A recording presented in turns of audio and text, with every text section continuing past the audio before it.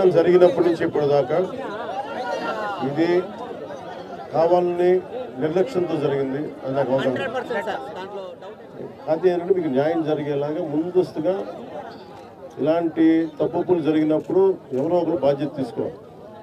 దీని మీద ఒక హై లెవెల్ కమిటీ వేసి ఎవరు బాధ్యత వహించారు, ఎందుకు నిర్లక్ష్యం వహించారు. ఇందాక చెంగలరాయుడు గారు కూడా చెప్తా ఉన్నారు. అంతకుముందు గతంలో కూడా మన వాళ్ళందరూ చెప్పారు, మన నాయకులందరూ చెప్పారు, ప్రజలు చెప్పారు. కేవలం ఇసుక తవ్వుకోవడానికి బండ్లు పట్టుకుపోతాయని చెప్పేసి అవి ఆపారు. దాన్ని మీకు వరద సిగ్నల్స్ మీకు ఇవ్వకుండా ఆపారు. మనకి లష్కర్ రామయ్య గారు దీన్ని ముందుండి ఆయన చొరవ వల్ల ఇంకా చాలామంది ప్రాణాలు కాపాడని తెలుసు. అందుకని గుర్తించాను, ఆయనకి సన్మానం చేశాం. అవును, నాకు అవగాహన.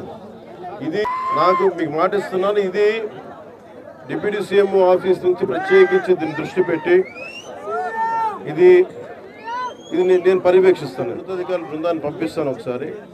అలాగే డ్యామ్ కూడా మళ్ళీ పునర్నిర్మాణం చేయాలి, మళ్ళీ దాన్ని ఆధునీకరించాలని చెప్తా ఉన్నారు అధికారులందరూ. సో దీని మీద కొంచెం నాకు సమయం ఇవ్వండి. మనం వచ్చి 65 రోజులు అవుతుంది అధికారంలోకి.